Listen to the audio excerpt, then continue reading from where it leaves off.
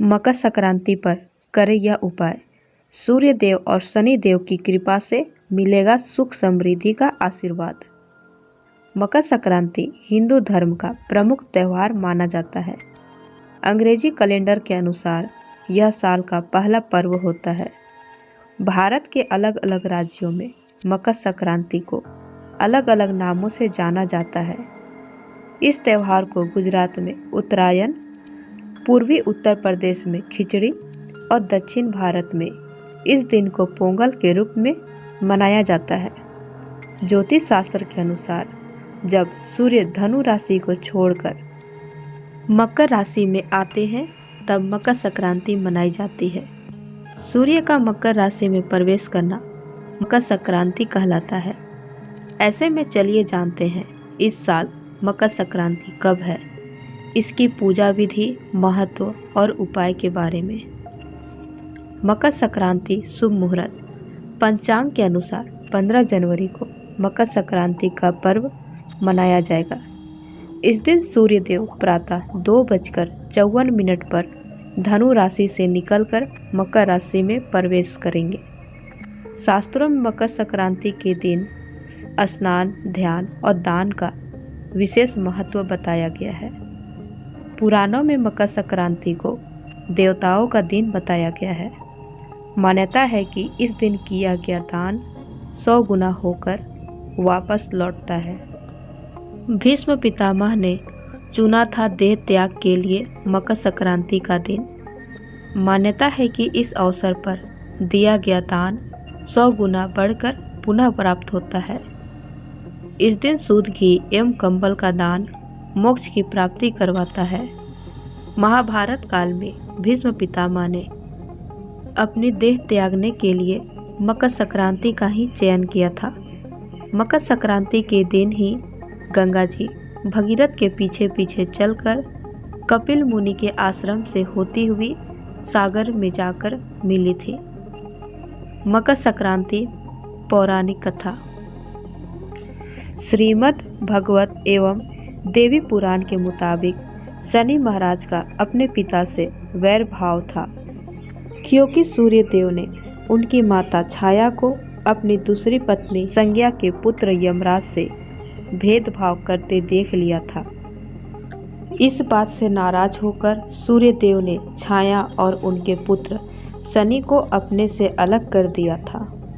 इससे शनि और छाया ने सूर्य देव को कुष्ठ रोग का श्राप दे दिया था। पिता सूर्य देव को कुष्ठ रोग से पीड़ित देखकर यमराज काफी दुखी हुए।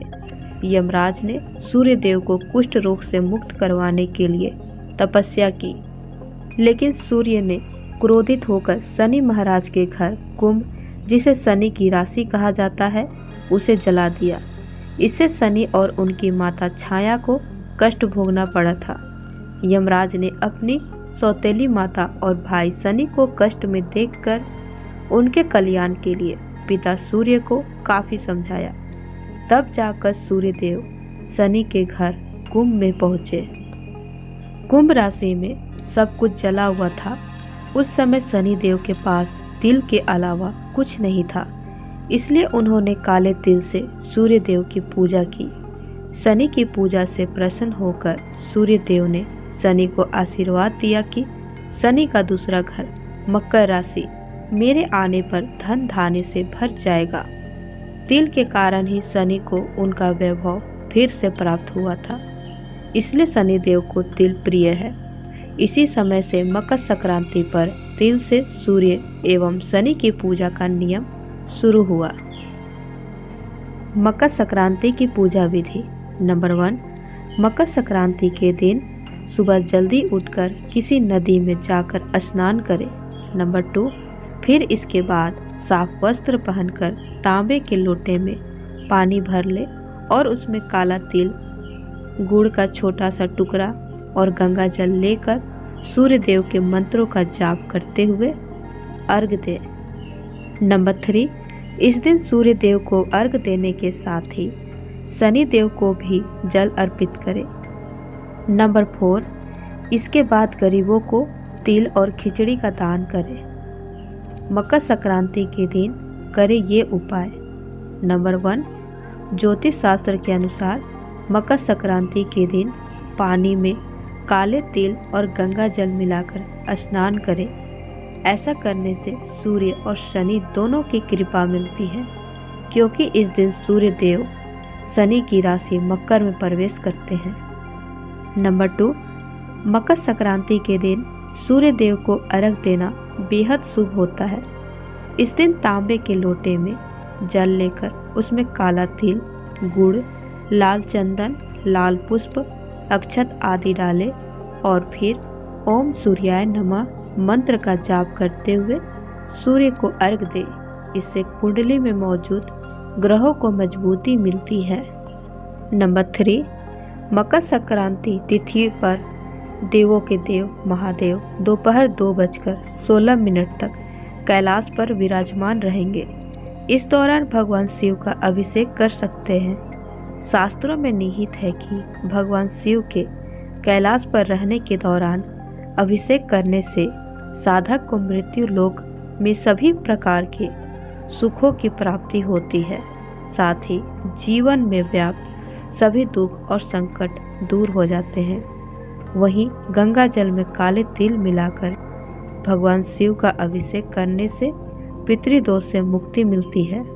अतः मकर संक्रांति तिथि पर पितरों का आशीर्वाद पाने हेतु भगवान शिव का अभिषेक अवश्य करें।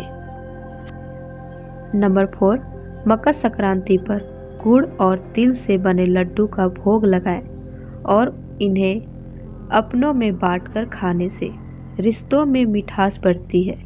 इस दिन पक्षियों को दाना खिलाना धन आगमन के रास्ते खोलता है। नंबर 5, मकर संक्रांति के दिन एक मुट्ठी काले तिल लेकर परिवार के सभी सदस्यों के सिर पर 7 बार उसारकर घर के उत्तर दिशा में फेंक देने की भी मान्यता है। इससे अनायास होने वाली धन हानि में कमी आकर घर में धन की बरकत बनी रहती है।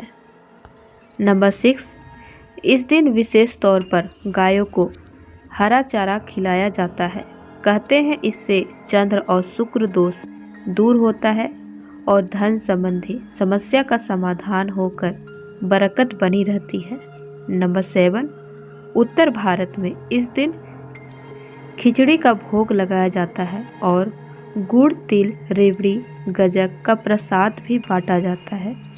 इससे घर में सुख समृद्धि, धन धान्य, लक्ष्मी कृपा बनी रहती है। नंबर 8, इस दिन सूर्य उत्तरायण होता है। इस दिन से दिन धीरे धीरे बड़ा होने लगता है और रातें छोटी।